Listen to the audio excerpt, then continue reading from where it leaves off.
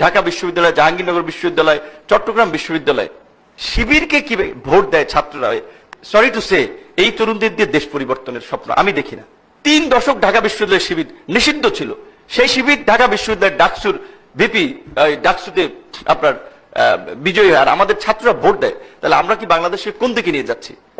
শিবির করলে তো মানে বাংলাদেশের আইনে কোনো অপরাধ কিংবা শিবির করা অপরাধ এরকম কোনো বিষয় না।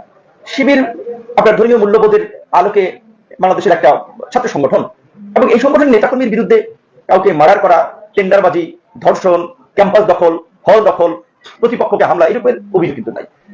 বলা চলে যে এখনকার এই পরিস্থিতিতে তো এখন এককভাবে ছাত্রলীগ যেভাবে একটা দুর্বৃত্তদের সংগঠনে পরিণত হয়েছে, সমস্ত ভিন্ন মতের ছাত্রদের উপরে অত্যাচার, নির্যাতন, হামলা মামলা চালাচ্ছে, শিবিরের বিরুদ্ধে তো এরকম অভিযোগ নেই। তাহলে শিবির কেন করতে পারবে না ছাত্ররা? কেন মানুষ শিবির করবে না? শিবির করলে সমস্যা কি?